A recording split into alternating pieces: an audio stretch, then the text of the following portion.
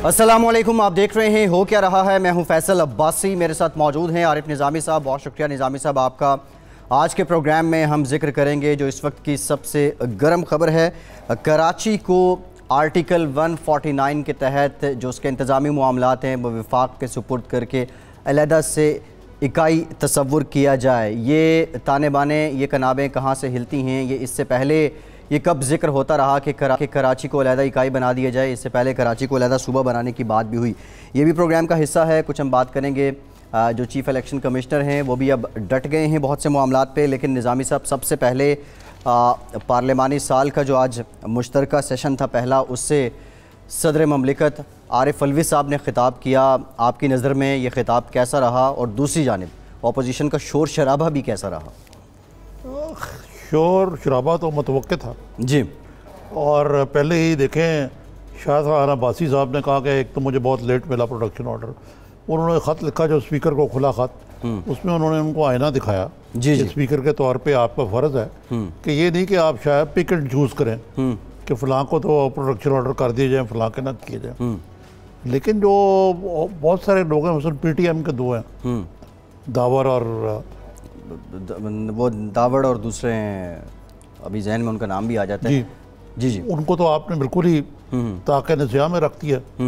उनका तो अली वज़ीर, मेरा ख्याल अली वज़ीर और मोहसिन दावड़ का आपको नाम भी नहीं याद रहते उन लोगों के यार। नहीं, वो अब निज़ामी साहब वो स्क्रीन से ऐसे ऑफ हैं कि अब उनके नाम भी याद नहीं रहते।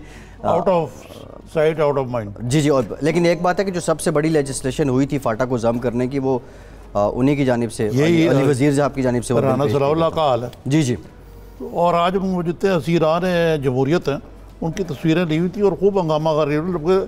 मुझे तो भी तासर मिल रहा था, मगर मैं मौजूद नहीं था, कि तकरीबन एक दूसरे के गिरबान 10 तो गिरबान होने वाले थे। हाँ, वो एक क्लिप ऐसा है जिसमें लग रहा था कि वो हाथापाई होने वाली है, गुत्थम गुत्था होने वाले हैं। अपोजिशन ने तो ये करना था। सब्सटेंस देखा जाए सदर ममलिकत के खिताब का, कश्मीर से स्टार्ट होते हैं और फिर बाकी सारे मामला। टूटा हुआ रिकॉर्ड जो रस्मी कार्रवाई थी अंग्रेजी का, जिसको ब्रोकन रिकॉर्ड कहते हैं। ममनून हुसैन की भी ऐसी होती थी।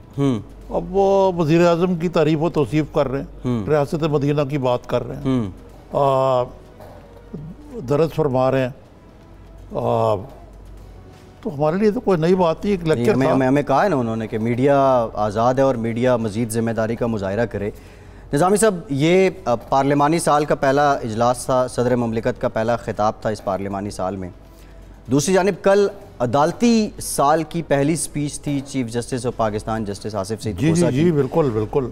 उन्होंने एक जुमला कहा कि जो मुखालिफ आवाज़ें उठती हैं उन आवाज़ों को दबाने से मुतालिक भी बात हो रही है। जी हाँ, जी हाँ। सदर ममलिकत कहते हैं कि मीडिया आज़ाद है। ये मुझे कुछ समझ नहीं आ रहा, ज़रा समझा। देखिए ना, इन्होंने देखे ना, ये जो ज़्यादा जब हुकूमत को आती है ना तो कोई बदल जाता है सीक्वेंस हर हुकूमत का। जी जी। मीडिया की जिम्मेदारियां पहले आ जाती हैं, आज़ादी बाद में आ जाती हैं। अदालती साल का भी बहुत साल था। जी जी। वो कल मुख्तलिफ बात की, लेकिन उन्होंने भी यही कहा था कि कुछ एक तो निज़ामी साहब उन्होंने बात की कि ये आवाज़ें जो दबाई जा रही हैं। दूसरा नहीं, उनके एग्जैक्ट कोट में बताना चाहता हूँ जी।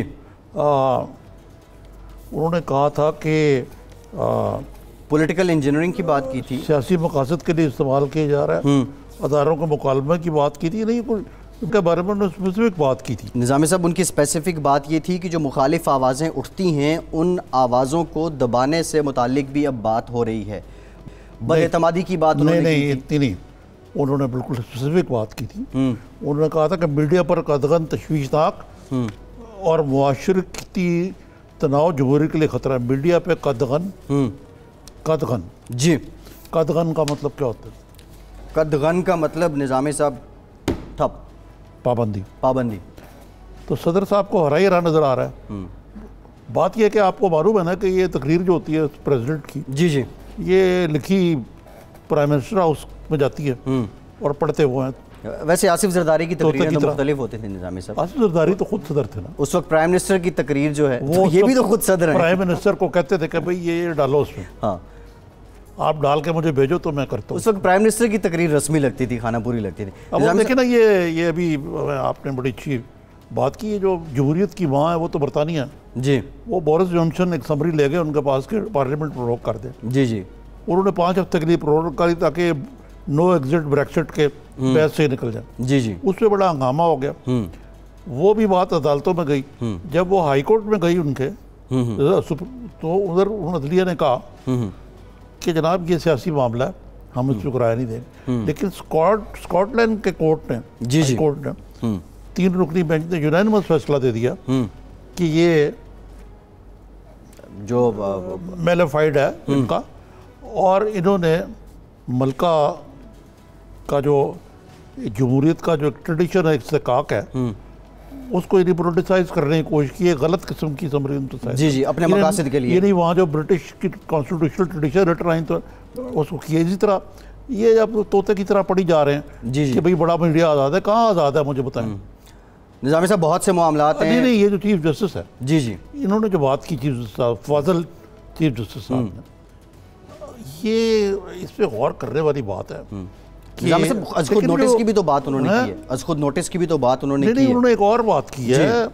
उन्होंने कहा है कि एहतसाब के अमल के लिए सर्च इंजीनियरिंग का दायरा खतरनाक है, जिसे फौरी तौर पर ख़त्म होना चाहिए। जी, उनको एहतसाब का अमल जो है वो इंतकाम के मतलब और इदारों का इस्तेमाल किया जा रहा है। पॉलिटिकल इंजीनियरिंग ये है जी कि आपको लॉयल्टीज बदलने के लिए जी आपको ये फाइल सामने रख दी जाए, आप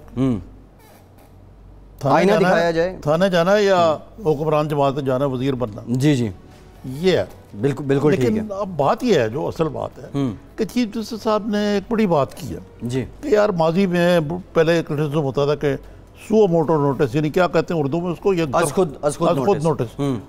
अब ये हो रहा है कि आप अज़खुद नोटिस लेते ही नहीं हैं, लेकिन हम वहाँ नोटिस लेंगे जब हम समझते हैं कि मौके की नज़ाकत के मुताबिक हम लेंगे, क्यों कोई मुतकाजी हो, लेकिन ये नहीं करेंगे कोई मैं कहे तो नहीं, क्योंकि वो वेस्टर्न। अब अगर चीफ जस्टिस साहब ने जी जी 2 मामलात जो हैं उनकी निशानदेही कर इतना बड़ा लफ्ज़ यूज़ किया, जी जी, पॉलिटिकल इंजीनियरिंग और ख़तरनाक भी, एहतसाब के नाम पर कहा नहीं, लेकिन मतलब ये है कि जी जी, इंतकाम, एहतसाब का जिक्र किया उन्होंने। जी जी, बिल्कुल किया। ठीक है ना जी, कि फ्लॉड अकाउंटेबिलिटी प्रोसेस, जी जी, मीडिया की आज़ादी खतरनाक है जिस अंदाज से जी जी सलब किया जा रहा है। अब क्या इस अदलिया को इन बातों का सो मोटो नोटिस नहीं लेना चाहिए? हाँ, ये इस नैब को चेयरमैन को बुला के पूछें। बिल्कुल ठीक है जी, निज़ामी साहब ये खुद उन्होंने कहा है। इंफॉर्मेशन मिनिस्टर से पूछे जी क्या आज़ादी है यहाँ जी, हमें स्टेक होल्डरों में CPNE के प्रमुख से पूछें जी, ये PBA से पूछें, APNA से पूछें, PAVU से पूछें।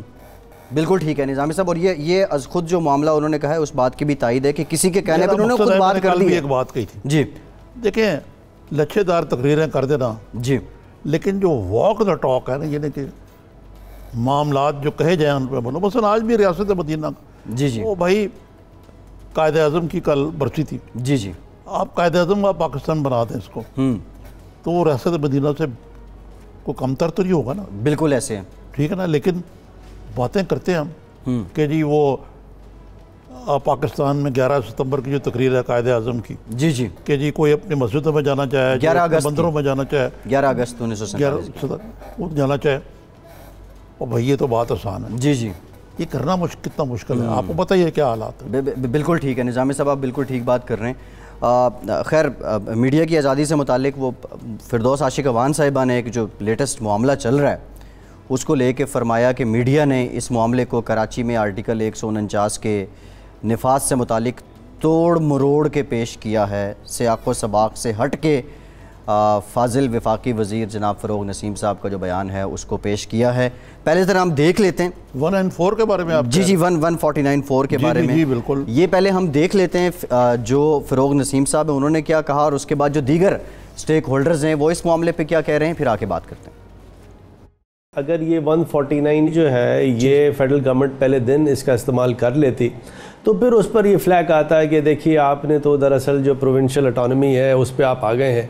तो ये फेडरल गवर्नमेंट अब तो वक्त है, अब वक्त है। अब तो आपका मेयर भी सर इलेक्टेड मेयर कह रहा है और ये राइट टाइम है। आज जमहूरियत से अथॉरिटेरियनिज्म और आमरीत की तरफ धकेला जा रहा है। हमने कराची को लॉ को अब्यूज करके गैर आईनी तरीके से कब्जा करना है, इस हुकूमत को घर जाना चाहिए। फ़रोग़ नसीम साहब ने अगर कोई बयान दिया, उनका अपना बयान है, उनका लीगल ओपिनियन है, उनका बयान है। जो भी ऑप्शन फेडरल गवर्नमेंट लेगी आइन के दायरे में रहते हुए, मेरी सपोर्ट कराची के इश्यूज पे उनके साथ रही। सिंध के अंदर एक तासर दिया जा रहा है कि वहां को फॉरवर्ड ब्लॉक बनाया जा रहा है, वहां की पार्टी को तोड़ने की कोशिश की जा रही है, नहीं कामयाब होंगे। आर्टिकल 149 यहाँ इम्पोज करने की बात की, इसको बिल्कुल अपोज करते हैं, हम हर हद तक जाएंगे।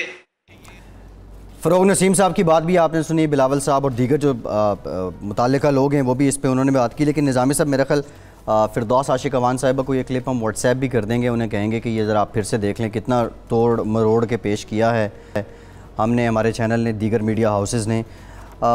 खैर ये तो वतीरा है, लेकिन निज़ामी साहब, कराची को अलहदा इकाई बनाना, इससे पहले कराची को सूबा बनाए जाने की बातें भी होती रहीं, ये सिलसिला शुरू कहाँ से होता है? ये एजेंडा फिरोज ये जो है फ़रोग नसीम साहब की जो फॉर्मुलेशन है जी, मतलब है कि पहले एक वो अली ज़ैदी साहब जो है लगता था कि एकदम कराची में गंद इतना उछलना शुरू हो गया कि अब ये कहा गया कि इसमें, ये मैं नहीं कहता कि अगर आप कहें कि सिंध की हुकूमत बड़ी पवित्र है, जी जी ठीक है ना, सिंध की हुकूमत की जो ट्रांसपेरेंसी के इशूज़ हैं, नाअहली के इशूज़, नाला की अपनी जगह ऐसी कोई एमरजेंसी नहीं है जी कि आप ये पेंडोरास बॉक्स खोल दें।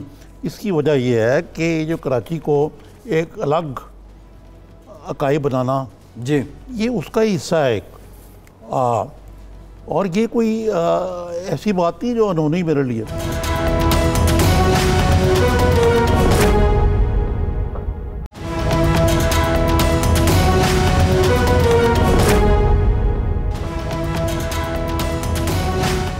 ब्रेक के बाद एक बार फिर से प्रोग्राम में आपका खैर मकदम करते हैं। निज़ामी साहब, एक और ख़बर गर्दिश कर रही है, हुकूमत ने chief election commissioner justice retired Sardar Raza साहब के ख़िलाफ़ भी अब रेफरेंस लाने का फ़ैसला किया है, और जो उसके लिए मौक़िफ़ है हुकूमत का कि इन्होंने 2 नुमाइंदगान सूबों के जो मेंबर्स थे उनका हलफ नहीं लिया, जबकि चीफ़ इलेक्शन कमिश्नर का ये मौक़िफ़ है कि जो कानूनी तकाज़े हैं इनके तकर्रुर के लिए वो नहीं पूरे किए गए हैं। अब ये रेफरेंस इस तरह इदारों के सरबराहान के ख़िलाफ़ आ जाना, इससे पहले भी सदर पाकिस्तान के जो रेफरेंस हैं वो फाजिल जज हैं सुप्रीम कोर्ट के, उनके ख़िलाफ़ भी चल रहे हैं, वो भी मामलात हैं। तो ये आगार जी जी फाइज़ ईसा साहब वो तो कह दिया ना कि कानून के मुताबिक फ़ैसला करूँगा, कोई रू रियायत नहीं करेंगे। अब तो वो बाय द वे वो सुप्रीम जुडिशल काउंसिल में नहीं, सुप्रीम कोर्ट में आ चुका है। जी जी जी बिल्कुल ऐसे है। लेकिन ये चीफ़ इलेक्शन कमिश्नर को कानूनी तकाज़े क्या कंसल्टेशन नहीं की होगी? जो लेकिन एक कंसल्टेशन होनी चाहिए। ये कंसल्टेशन जो है ना, ये भी बड़ी एक अजीब किस्म की एक लफ्ज़ है जी, जिसको मिस इंटरप्रेट किया जाता था। मसलन है कि किसी दावत में प्राइम मिनिस्टर मिले या चीफ जस्टिस ऑफ पाकिस्तान, जी जी, या फ़ोन कर दिया कि भाई वो मैं फ़लाँ शख्स को जज ले रही हूँ या ले रहा हूँ, जी जी, इसको कहते थे कंसल्टेशन हो गई। फिर इसीलिए 1990 मेरे ख्याल से ये अर्ली मिड 90s की बात है, जिससे सजाद अली शाह ने जजेस केस में एक फ़ैसला दिया अपना। जी जी, ये मोहतरमा बेनज़ीर के दौर में था कि कंसल्टेशन मीनिंगफुल होने चाहिए, यानी बामकसद।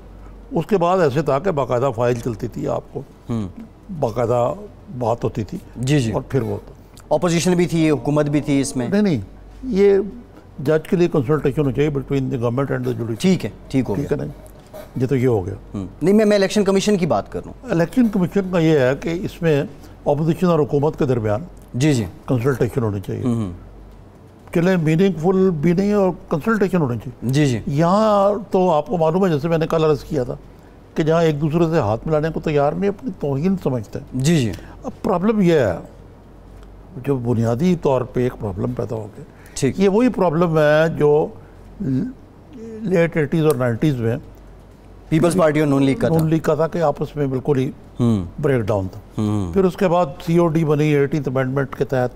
जी, ये हुआ कि यार हम एक दूसरे से नहीं लड़ेंगे, और अपोजिशन और हुकूमत के दरमियान कुछ ऐसे चीज़ें कर दी गई जिससे एक CBM यानी कॉन्फिडेंस बिल्डिंग मेजर भी और कंसल्टेशन लाजमी हो जाए जी, जिसमें एक ये उहदा चेयरमैन नैब का भी था। जी जी, अब चीफ इलेक्शन कमिश्नर का भी यही है। जी जी, इलेक्शन कमीशन के मेंबर्स का भी यही है। जी जी, लेकिन अगर आप तैयार ही नहीं हैं बात करने को, कुट्टी करके बैठे हुए हैं, करप्ट लोग हैं, भाई करप्ट हैं या क्या है, सवाल है कि दे आर डिफेक्टो, ऑपोजिशन के लोग हैं वो बैठे हुए हैं, शहबाज शरीफ लीडर ऑफ द ऑपोजिशन है, जी जी, आपको उनसे कंसल्टेशन करनी चाहिए। बिल्कुल ठीक है। निज़ामी साहब एक और अगर जज जो है जी उसने ये ठीक मौक़िफ़ लिया, आप रेफरेंस ले जाएंगे उसके खिलाफ, इसका मतलब है कि ये सिस्टम जो है ना, इसको आहिस्ता आहिस्ता आप खुद ही तबाह कर रहे हैं अपने हाथों से। निज़ामी साहब, इलेक्शन, पाकिस्तान के इलेक्शन कमीशन को लेके इस पे बहुत ज़्यादा इल्ज़ाम भी लगे कि ये ख़ुद मुख्तार इदारा भी नहीं है, हुकूमतों को ज़ेर तसल्लुत रहा है, ऐसी बातें होती रही हैं। अब ये जो एक महाजराई है और जिस पे जो चीफ़ इलेक्शन कमिश्नर का स्टैंड है, इससे लगता है कि इलेक्शन कमीशन खुद मुख्तार है, इस पे हुकूमत का किसी किस्म का कोई प्रेशर नहीं है। देखिए ना, वो एक तरफ तो वो तो ना इलेक्शन कमीशन तो इरशाद अहमद खान टाइप के, जी जी, डोगर भी शायद रहा है, डोगर, जस्टिस डोगर भी जी, ये लोग तो बिल्कुल ही ताबे या मोमल थे ना उस ज़माने में मुशर्रफ एंड कंपनी के। उसके बाद ये बेनज़ीर और नवाज शरीफ के दरमियान जो तय हुआ था COD जी 2006 में जी, उसमें था एक independent election commission. Independent election का मतलब है कि चले उसकी तरफ जाते हुए आपने इत्तेफाक राय से और जो फेयर, फ्री और इम्पार्शियल इलेक्शन का एक बुनियादी जुज़ है, खाली नहीं हो, खाली इंडिपेंडेंट इलेक्शन कमीशन से फेयर इलेक्शन नहीं हो सकता, जी जी, कुछ और भी लवाज़मात है उसके जो पूरे नहीं हुए। जी। और निज़ामी साहब, आपको याद है कि जब इमरान खान साहब ने धरना दिया था नवाज शरीफ साहब की हुकूमत के ख़िलाफ़ 4 हल्के खोलने के लिए, तो उस वक्त उनका भी एक मुतालबा था कि इलेक्शन रिफॉर्म्स होनी चाहिए और इलेक्शन कमीशन इंडिपेंडेंट होना चाहिए। खैर, अब ये देखते हैं मौजूदा इनकी महाजरा किस तरफ चलती है। एक और निज़ामी साहब डेवलपमेंट हुई इस वक्त, जो ख़ित्ते के हालात हैं, पाकिस्तान के हालात हैं, कश्मीर पर हर कोई बात कर रहा है, अगर कोई नहीं कर रहा तो वो वज़ीर दिफा साहब है, उनका बयान कोई सामने नहीं आ रहा। सेनेट की कायमा कमेटी है, उसमें वज़ीर दिफा की अदम शिरकत और उस पर अरकान जो हैं वो खासे भरम हुए हैं। आखिर रीज़न क्या है? परवेज़ खटक साहब इतने क्यों गुम हो गए? ने किया है उसकी जी, उसकी बात कर रहे हैं ना आप? जी जी जी जी, हाँ, पता नहीं गायब ही हैं वज़ीर दिफा को, नाराज़ से लगते हैं मुझे। लेकिन इन हालात में निज़ामी साहब उनको, क्योंकि वो कहते हैं कि मेरा कसूर क्या है, मुझे क्यों निकाला, वज़ीर आला मुझे रहने देते जेपी का, वो आपने छीन ली उनसे। वज़ीर दिफा तो बेचारा कुछ भी नहीं होता, आपको पता है, दफा कहीं और है, वज़ीर के हैं। निज़ामी साहब, ये PTI के अंदर के मामलात किस जगह जा रहे हैं? कल भी हमने एक बात की थी, और फिर ये फेडरेशन में भी अगर इस तरह के शिकवे हैं, पंजाब में भी हैं, KP में भी होंगे, ज़ाहिर है इख्तलाफ है। फिर उसके बाद कुछ लोग जो भी पोजीशंस पे बैठे हैं उनकी जानिब से कोई अल्टीमेटम्स भी हैं, धौंस भी है। तो ये क्या हुकूमती कारकर्दगी को ये सारे अवामिल मिल के मुतासर नहीं करते, गवर्नेंस को मुतासर नहीं करते? नहीं, पंजाब में तो बड़ी अच्छी गवर्नेंस है, आपको प्राइम मिनिस्टर ने खुद कहा है बुज़दार साहब को कि बड़ी अच्छी गवर्नेंस है। निज़ामी साहब, आपको लगती है ख़राब? अब ज़मीनी हक़ाइक़ से आप भी, फेडरल लेवल पे सब अच्छा है, ज़मीनी हक़ाइक़ से आप भी नाबल्द नहीं हैं, मैं भी नहीं हूँ, और हमारे देखने वाले भी नहीं हैं। लेकिन ये अगेन क्या ज़मीनी हक़ाइक़ है, आप बयान करें। अच्छा, ज़मीनी हक़ाइक़, इकॉनमी आपके सामने है, गुर्बत आपकी इजाफ़ा हो गया, बेरोज़गारी में आपकी इजाफ़ा हो गया, इंडस्ट्री आपकी रुक गई है, और इलाज की वो सहूलतें जिनके वादे थे वफ़ा नहीं हुए। 4 दिनों में एक IMF का वक्त आ रहा है यहाँ। जी जी, SOS सब जी, उसको कहा जा रहा है, पता नहीं SOS है या नहीं है। और वो जो ख़ास तौर पर जो आपके जो आदाब पूरे नहीं कर सके जी, हालांकि क्वार्टरली रिव्यू अभी नहीं आया, क्वार्टरली रिव्यू आएगा दिसंबर में। जी जी, वो एडवांस ही आ रहे हैं, वो पहले ही आके शुरू हो गए, ब्रीदिंग डाउन रैक। तो ये तो आपने गवर्नेंस की बात की।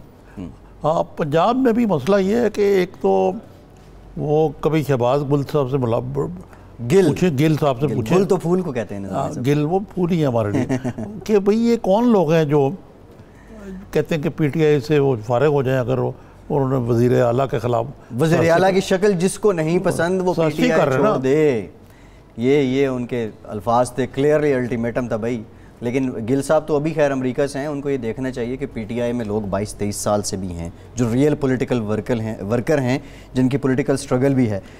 निज़ामी साहब, गवर्नेंस की बात हुई, बल्दियाती जो टेन्योर है वो ख़त्म हो चुकी है। ये बताइए, ये कोई आप मुझे कोई रिसर्च दिखा रहे थे अभी, कोई ख़बर मैंने देखी है अपने कागज़ों में, ये कोई बुज़दार साहब के बरादर है खुर्द के बारे में भी कोई ये बड़ी इंटरेस्टिंग खबर है निज़ामी साहब। उनके भाई हैं सरदार जाफ़र खान बुज़दार, और उनके सिग्नेचर से वज़ीर आला का जो लेटर पैड है उस पर एक कोई सिफारिश लिखी गई है, कोई तहरीर ऐसी है कि वो किसी को रिलीफ है, आप वो गाड़ी का चालान है या टॉल है वट, लेकिन वो गिल साहब ने उसकी तरदीद कर दी है कि ये जाली है। कराया हुआ लेटर, जी जी, वो लैमिनेट करवा के वो सबको दिखा रहा है, और ये गिल साहब ने उसकी तरदीद कर दी है ऑल्दो। लेकिन सवाल ये निज़ामी साहब, आप भी वजीर रहे हैं, ये लेटर पैड बड़ा सरकारी लेटर पैड होता है। मैं तो एक उसमें था ना, ये हम दिखा भी रहे हैं अपनी जी जी यार उसमें। जी जी, मुझे वजीर का कहा करे आप। निज़ामी साहब वजीर तो वजीर होता है, वो केयर टेकर में हो या वो पॉलिटिकल गवर्नमेंट में। ये लेटर हम दिखा भी रहे हैं निज़ामी साहब कि ये किस तरह सरदार जाफ़र खान साहब का नाम और लेकिन सवाल ये है कि उनके भाई का नाम क्यों इस्तेमाल हुआ, वज़ीर आला के भाई का नाम क्यों इस्तेमाल हुआ। आपको बताऊँ इस बारे में जी कि ये बुज़दार साहब को ना ये बड़ी एहतियात करनी चाहिए कि उन पे अकरबा परवरी का इल्ज़ाम ना लगे। इससे पहले आपको पता जमील गुजर वाला वाक़या जो है, जी जी, वो सबको मालूम है। अब जमील गुजर जो है बाहर चला गया है, पता नहीं अब कहाँ है, मुझे नहीं मालूम। जी, जमील गुजर जो DPO पाकपतन वाला जो वाक़या था, इनको लगवाने वाले वो थे। जी जी, सवारजी थे, वो करीबुल करीब है। जी, आपको मालूम ही उनका। अच्छा जी, अच्छा आप कह रहे हैं कि बुज़दार सब यारों के यार हैं, दोस्तों को नवाजते हैं। नहीं, बुज़दार साहब मैं तो उनको बड़ा इंटेग्रिटी वाला और बड़ा शरीफ लफ्ज़ आदमी पाया, लेकिन उनको बचना चाहिए इस किस्म की चीज़ों से, अकरबा परवरी के इल्ज़ामात से बचना चाहिए। ये आपको मालूम है ना कि ये जो लेटर पैड वाला मामला ना, जब यूसुफ गिलानी साहब प्राइम मिनिस्टर थे, जी जी, तो सबका लेटर पैड था, सब अहले खाना है, उनके बच्चों का, बेगम का, हमशीरा तक। अच्छा, और वो उस पर लेटर भेजते थे। अच्छा, और वो एक बड़ा खौफनाक दौर था वज़ीर आज़म यूसुफ गिलानी का। अच्छा, तो ये हुकूमत तो पवित्र और साफ़ सुथरी और रियासत मदीना की ये रिवायात ख़त्म करनी थी, अकरबा परवरी को ख़त्म करना था इस हुकूमत ने। ये क्या हो रहा है? ये निज़ामी साहब ये बहुत बड़ा सवाल है, लेकिन वज़ीर आला साहब को आपने कहा भी कि एहतियात करनी चाहिए। एक और मामला, बल्दियाती इंतखाबात, प्राइम मिनिस्टर ऑफ पाकिस्तान से जो बुज़दार साहब की मुलाकात हुई और जो मुजव्वज़ा जो बल्दियाती निज़ाम है उसको लेके प्राइम मिनिस्टर ने यह भी कहा आज, बल्कि हमारे रोज़नामे में ही शाह सुर्खी है कि एक आलीशान, एक शानदार किस्म का नया बल्दियाती निज़ाम आएगा। अगर अभी इलेक्शन करवा देते हैं, मौजूदा हुकूमत अभी इलेक्शन करवा देती है, KP में, पंजाब में बल्दियाती इंतखाबात हो जाते हैं, आपकी नज़र में क्या अवाम फिर से लोकल गवर्नमेंट भी, लोकल इलेक्शंस में भी PTI पे एतमाद करेंगे? कभी नहीं कराएंगे। कौन से इलेक्शन? बल्दियाती इंतखाबात मेरा नहीं ख्याल के होंगे भी। अच्छा, कितने टाइम तक नहीं होंगे आपको? इसलिए नहीं होंगे कि अभी नविश्ते दवार तो उनको नज़र आ रहा है भाई कुछ परफॉर्म करेंगे तो फिर को बल्दियाती इंतखाब कराएंगे ना। अच्छा, अभी तो खुद कह रहे हैं कि हमें 1 साल चाहिए और स्टेबिलिटी के लिए, तो साल बाद देखें आप हो गए तो मैं I will be pleasantly surprised. लेकिन अभी आपको लगता है कि हुकूमत जो है वो बल्दियाती इंतखाबात की तरफ? इसका एक और फार्मूला निकाला गया था पहले, जी जी, कि गैर जमाती करा दिए थे। वो मुमकिन नहीं होता अब इस सियासी दौर में, जमाती दौर में, जमाती जी जी जी जी कैसे आप करवा सकते? बिल्कुल ऐसे। और दूसरा, आपकी सिग्निफिकेंस क्या रहेगी जब आप फिर वो डेमोक्रेटिक नॉर्म्स का भी तो कोई निज़ामी साहब यहाँ पे सिलसिला है। एक और मामला, फवाद चौधरी साहब के ख़िलाफ़ एक एप्लीकेशन है इस्लामाबाद हाई कोर्ट में, उस पर समाअत भी हुई हैं, 2 हफ्ते का वक्त भी दे दिया गया है। आज मुअज़्ज़ज़ अदालत की जानिब से जो चीफ़ जस्टिस हैं अतर मिनल्ला साहब, ये जेलम में उनकी कुछ अराज़ी के गोशवारे हैं, उसमें तजाद है इसको लेके। तो अब वो यार ये मेरा ख्याल है कि कोई ऐसा मसला नहीं है कोई, ये कुछ उनकी कोई एक लागतबाजी है कुछ लोगों से, उसके हवाले से ये चल रही है बात। ज़ाती रंजिशों का शाखसाना है आपको लग रहा है? ठीक है। फवाद चौधरी साहब अगरचे उनके डिस्क्रेडिट उनको एक जाता है कि उन्होंने घाट घाट का पानी पिया, हर पार्टी में हो गए हैं। जी जी, लेकिन बंदे दबांग हैं, इस तरह की बात नहीं करते। अब वैसे कंपैरेटिवली डुअल फेस भी नहीं है निज़ामी साहब, फवाद चौधरी साहब जिस पार्टी में गए हैं, ऑन किया है, मैं उसमें बात कर। जी बिल्कुल ठीक है। एक ब्रेक लेते हैं, ब्रेक के बाद पाकिस्तान पीपल्स पार्टी के सीनियर रहनुमा कमर ज़मान कायरा साहब भी हमें ज्वाइन करेंगे, उनसे भी ये कराची के जो इस वक्त हालात और वाक़यात चल रहे हैं इस पर बात करेंगे। हमारे साथ रहिए।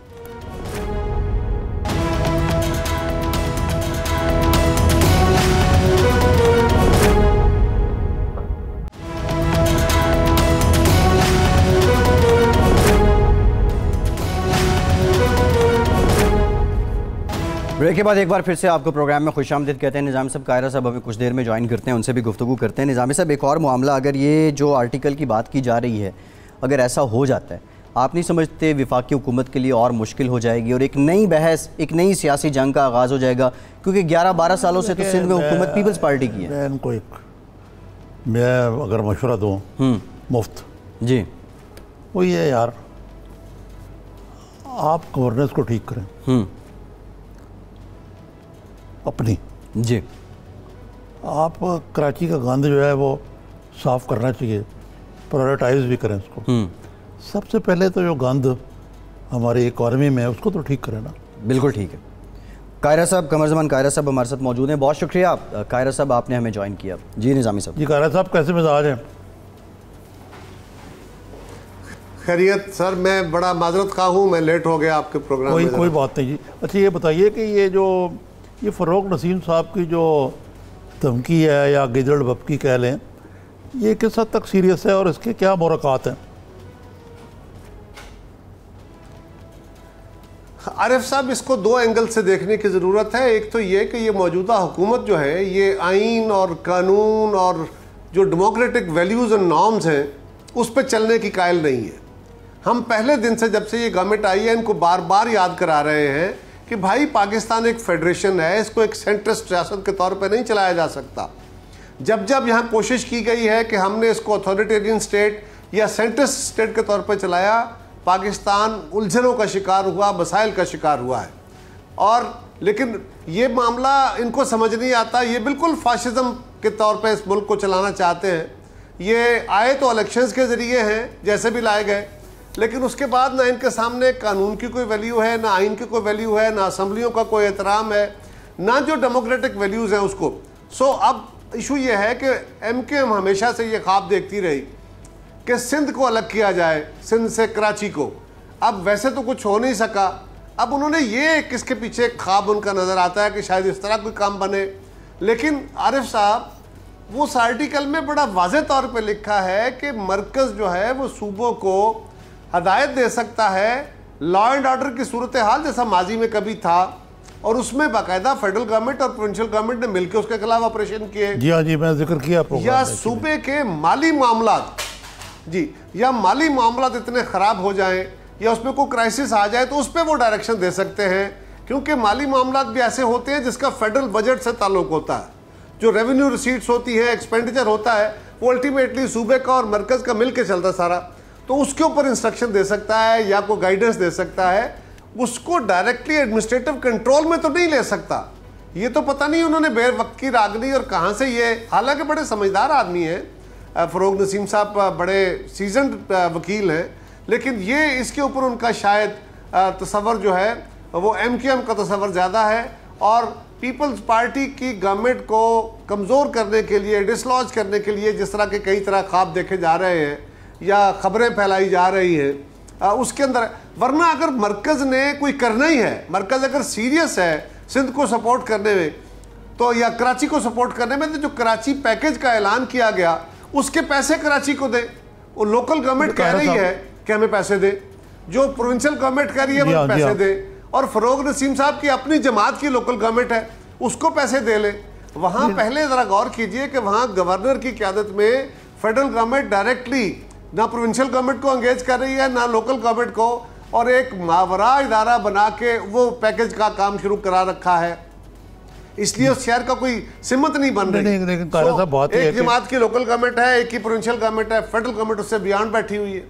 मुझे लगता है कि फ़रोग नसीम साहब ने एक लूज़ बॉल फेंक दिया और उनकी जो पुरानी MKM से एफिलिएशन है वो बाहर आ गई है। ज़्यादा हम उनकी दफा में ये कह सकते हैं, बिल्कुल ऐसे। लेकिन ये भी बताएं कि ये एकदम, मैं भी कराची कई दफ़ा गया हूँ, जाता रहता हूँ, ये एकदम इतना गंद कैसे उछल गया जिसकी बुनियाद पे एमरजेंसियाँ लगाने की बात हो रही है और वहाँ आर्टिकल 149 की बात हो रही है और किस्म की बातें हो रही हैं। तो थोड़ी इसमें कुछ सिंध गवर्नमेंट की भी कोताही है वाकई। कराची की एक डायनामिक्स तो बड़े क्लियर है। देखिए एक चीज़ तो वाज़ेह है कि कराची का एक बहुत बड़ा फैलाव है, बहुत डिप्रेशंस हैं, और ओवर द ईयर्स जितना फैलाव हुआ है उतना इंफ्रास्ट्रक्चर नहीं बना, ये बात तो तयशुदा है। और ये कराची के नाले को आज गंदे नहीं हो गए, कराची के नाले को आज इंक्रोच नहीं हो गए, पिछले 10 साल में नहीं हो गए, ये एक over the years pile up होता गया। अब जब अचानक ज़्यादा बारिशें हो गई, ये कराची में इस साल बारिशें क्योंकि बहुत ज़्यादा हुई, बहुत कई सालों से, कई दहाइयों से इतनी बारिश नहीं हुई, तो सलसल के साथ बारिशें होने से ये नहीं एक स्पेल नहीं है, एक स्पेल ख़त्म हुआ, दूसरे के बाद तीसरा, तो उसने किया ये है कि पानी हर तरफ खड़ा हो गया। अब जब नाले उबल पड़ेंगे तो बाहर गंदगी फैल जाएगी। उस पानी को निकालने के लिए कराची, क्योंकि बहुत सारा कराची का हिस्सा जो है ये सतह समुंदर से भी नीचे है और उसका पानी पंप करना पड़ता है। सो कराची के पंपिंग स्टेशन का प्रॉब्लम शुरू से आ रहा है। जितना ज़्यादा फंड दरकार है कराची को, और उसकी वजह से बहुत सारा मसाइल बने हैं। अब आके अगर फेडरल गवर्नमेंट की तरफ से जैदी साहब वहाँ गए हैं तो उन्होंने क्या किया कि नालों से निकाल के सड़कों के किनारों गंद फेंक दिया। जी जी। सिंध गवर्नमेंट कह रही है कि हमने डंपिंग साइट आपको दी हुई है, वहां फेंके, वो वहां नहीं फेंक रहे। और मीडिया उसको क्योंकि ज्यादा प्रोजेक्ट कर रहा है कराची के गंद को, हर तरफ गंद ही गंद फैला है, हालांकि यूं भी नहीं है, गंद है भी बहुत, और यूं भी नहीं है कि हर सड़क के ऊपर गंद ही फैला हुआ है। जी जी। अब उसने एमकेएम के साथ तो पहले क्लैश था ही, पीटीआई ने, अली जैदी साहब ने यह काम किया कि कराची के गंद को इस्तेमाल करो पीपल्स पार्टी के खिलाफ। सवाल यह है कि अब तीनों गवर्नमेंट अगर नेक नीति से काम करना चाहती है और फेडरल गवर्नमेंट अगर कराची को सपोर्ट करना चाहती है तो उनकी इत्तेहादी जमात की वहां लोकल गवर्नमेंट है, उनको फंड दें, उनको सपोर्ट फराहम करें। जो 162 अरब का पैकेज आपने ऐलान कर रखा है मुल्क के अंदर, बाकी तो कई काम हो नहीं रहा, तो कराची को सीरियसली फंड्स की जरूरत है, मशीनरी की जरूरत है, वो फराहम करें, कराची में सफाई होना शुरू हो जाएगी। प्रोविंशियल गवर्नमेंट को नहीं देना चाहते तो लोकल गवर्नमेंट को दे ले। असल मसला ये है, मैं भी बरखुरदार से कह रहा था कि जो जमहूरियत जो 18th अमेंडमेंट के बाद और सिक्योरिटी के बाद उसके जो तकाजे हैं वो यही हैं कि आप अपोजिशन, हुकूमत, बाकी स्टेक होल्डर्स को लेकर मसाइल को हल करें। जैसे कराची की रोशनियाँ बहाल हुई पिछले दौर में, अब अगर आप एक दूसरे से हाथ मिलाने को तैयार नहीं हैं तो ये इतने जो गंभीर मसाइल हैं ये तो ठीक नहीं हो पाएंगे। चाहे वो मसाइल, बिल्कुल आपने नब्ज़ पकड़ ली है, सफाई हो, नब्ज़ पकड़ ली, चाहे सियासी हो, चाहे आईनी हो, चाहे इक़्तिसादी हो, हाँ सब। जी जी सर, कानूनी मसाइल, माली मसाइल, इस वक्त पाकिस्तान जिन मसाइल में घिरा हुआ है, आप ज़रा गौर करें, पाकिस्तान जब ये गवर्नमेंट आई है तो पहले मुल्क के अंदर एक सियासी बहरान पैदा किया गया जिससे ये गवर्नमेंट क्रिएट हुई। इस गवर्नमेंट के आने के बाद कानूनी बहरान आए, फिर इस मुल्क के बाद बहुत बड़ा इंतजामी बहरान के साथ साथ एक बहरान, इंतजामी बहरान ये है कि सबसे बड़े सूबे में आपने एक बिल्कुल नातजुर्बाकार बंदा है मैं लगा दिया। सारे लोग कह रहे हैं, उनकी जमात कह रही है कि भाई आपका इंतजामी सरबराह पंजाब का काम नहीं कर पा रहा, KPK का काम नहीं कर पा रहा। खान साहब कहते हैं नहीं मैंने लगाए हैं, अब नहीं बन तक है कि जिसको शक्ल पसंद नहीं है पंजाब के CM की वो पार्टी छोड़ दे। जी जी। इख्तलाफ राय बर्दाश्त करने को भी तैयार नहीं है। उसके बाद माली बहरान आया, बहुत बड़ा, पूरे मुल्क के अंदर माली बहरान है इस वक्त। अब एक इंतजामी बहरान के बाद एक आईनी बहरान पैदा कर रहे हैं कि आप वहां पे इंटरवीन कर रहे हैं। प्रोविंशियल गवर्नमेंट सिंध जो कह रही है, प्रोविंशियल असेंबली जो कह रही है, आप उसकी बात सुनने को तैयार नहीं है। और वहाँ की गवर्नमेंट को डिसलाज करने की, वहाँ प्रेशर ग्रुप्स बनाने की, वहाँ पे उसको तोड़ फोड़ करने की जो खबरें चल रही हैं, वो खबरें चला के आप क्या देना चाहते हैं। तो ये आपकी बिल्कुल बात दुरुस्त है कि नया जो इंतजामी स्ट्रक्चर खड़ा किया गया था उसमें कॉपरेशन के साथ चलना है। हमारे दौर में उस कॉपरेशन की मिसाल ये है कि हमने जितनी कानून साजी की, आरिफ साहब, वो सारे की सारी इत्तेफाक राय से थी। हमने मुस्लिम लीग की गवर्नमेंट को भी साथ लेके चले, सारे MNA, सारे MPs को फंड्स दिए ताकि मुल्क में इक्वली सारा कुछ काम चले। अब यहाँ पे वो फिजा है ही नहीं। यहाँ तो गाली देनी है, बुरा कहना है, अपोजिशन को बिल्कुल दीवार के साथ लगा के रखना है, उनको जेल में डालना है, जबान बंदी रखनी है। और अब तो इसके ऊपर बाकायदा चीफ जस्टिस साहब बोल पड़े हैं, उन्होंने जो बातें कही हैं, हमारी बातें तो चले, ये कहते थे ना कि ये तो जी इनके लीडर पकड़े हुए हैं, अपने केस छुड़ाना चाहते हैं, NRO लेना चाहते हैं। अब तो चीफ जस्टिस साहब ने उन्हीं मसाइल की निशानदेही की है, उन्होंने जरा अपने अंदाज में की है, जिस तरह जुडिशरी बोलती है।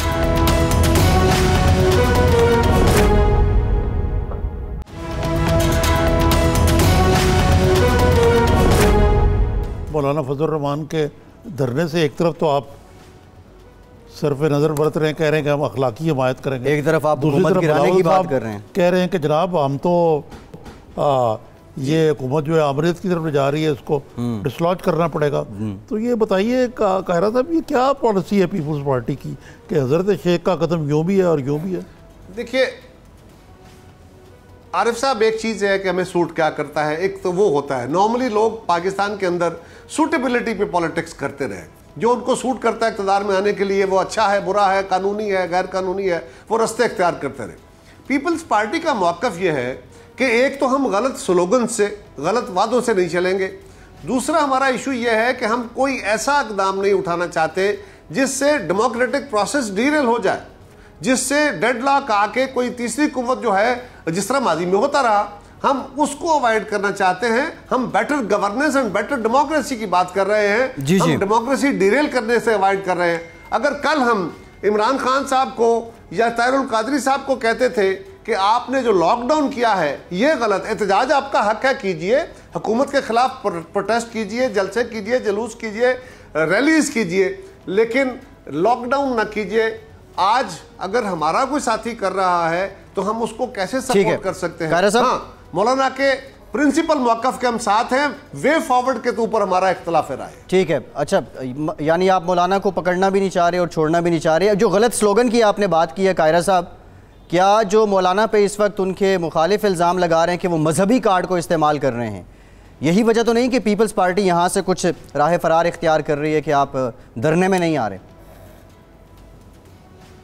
नहीं, देखिए, धरने में जो मैं गलत स्लोगन की बात कर रहा हूँ उसके ऊपर मौलाना के इस इशू के ऊपर भी बिलावल साहब ने बड़ा वाज़ेह मौक़िफ़ APC में भी ले लिया था। वो हमारा मौक़िफ़ वाज़ेह है कि हम मज़हब के ऊपर इशू नहीं, पॉलिटिक्स नहीं करते। लेकिन दूसरी बात यह है कि इमरान खान साहब ने धरने के दौरान और अपने पूरे इस प्रोसेस के दौरान जितने वादे किए थे, जो दावे किए थे, सिर्फ लोगों को अपीज़ करने के लिए, उनको खुश करने के लिए, वो सस्ती बिजली का था, वो सस्ते तेल का था, वो सस्ती गैस का था, वो जॉब्स का था, वो मुल्क के अंदर इकॉनमी को ठीक करने का था, वो टैक्स की कटौतियाँ करने का था, वो किधर गए? वो सारे यू टर्न का शिकार हुए ना।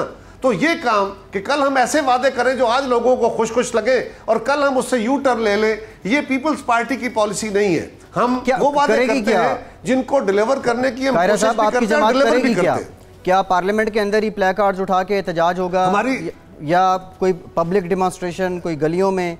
उन्होंने कहा तो भाई जलसे करेंगे बिलावल साहब, लेकिन हमने कायरा साहब ये बताइए कि सर हमने इस्लामी राब्ते का काम तो शुरू किया हुआ है। आरिफ साहब, क्या तरीक़ेकार है आपके ज़हन में? मैं वही गुजारिश कर रहा हूँ कि हमने अवामी राय आमा बहाल करने के लिए हमने जो रास्ता इख्तियार किया है वो पब्लिक कॉन्ट्रैक्ट है। लोग निकले, हम जलसे करेंगे, हम जुलूस करेंगे, हम एहतजाज करेंगे, बिल्कुल करेंगे, लेकिन हम लॉकडाउन के खिलाफ हैं और हम प्रिंसिपली जो पाकिस्तान के रियल इश्यूज हैं और उनका जो सोल्यूशन है, जो प्रोबेबल सोल्यूशन हो सकते हैं, जो पॉसिबल है, वर्केबल हैं, उनके ऊपर काम करेंगे। हम झूठे वादे नहीं करेंगे। कल हम यू टर्न नहीं लेते। ये पीपल्स पार्टी की पॉलिसी नहीं रही। लोग हमसे नाराज हों या लोग हमसे राजी हों, हम अपने प्रिंसिपल पे कायम रहेंगे। तो कायरा साहब, ये आपकी जो अगली मीटिंग होगी रहबर कमेटी की, उसमें बड़े अहम फैसले होंगे कि शहबाज शरीफ साहब का तो मौका बड़ा सीधा साधा हो गया। पीपल्स पार्टी नहीं मानती हुई तो वो तो पहले ही नहीं चाहते ये करना, तो आज आके खाली मियाँ नवाज शरीफ जो है वो चाहते हैं कि लॉकडाउन किया जाए। इसको मौलाना फजल रहमान की हिमायत कर रहे हैं, जो शार्प क्वेश्चन का जवाब दे दें, टाइम ख़त्म हो गया। देखिए, वो तो खैर उनके अपने पार्टी का इशू है। उनकी पार्टी के अंदर दो राय अगर आ गई हैं, हमारी पार्टी के अंदर तो राय वाला इशू नहीं है। मैं उसके ऊपर कमेंट नहीं करना चाहता। मियाँ शहबाज शरीफ साहब क्या चाहते हैं, जी मियाँ नवाज शरीफ साहब की राय बड़ी वाज़ेह तौर पे आई थी, लेकिन वो लॉकडाउन के हक में जा सकते हैं। हालांकि उनके अपने खिलाफ जब लॉकडाउन हुआ था उस वक्त वो उसके खिलाफ थे और हम भी उसके खिलाफ थे। हम आज भी लॉकडाउन के खिलाफ हैं। हालांकि आज ये चीज हमें सूट करती है, पॉलिटिकली हमें सूट करती है। इस गवर्नमेंट को ब्लॉक करने का बहुत शुक्रिया कमर ज़मान कायरा साहब, आपका बहुत शुक्रिया। प्रोग्राम प्रोग्राम का वक्त खत्म हो गया। आरिफ निज़ामी साहब, आपका भी शुक्रिया। आज के प्रोग्राम से इतना ही।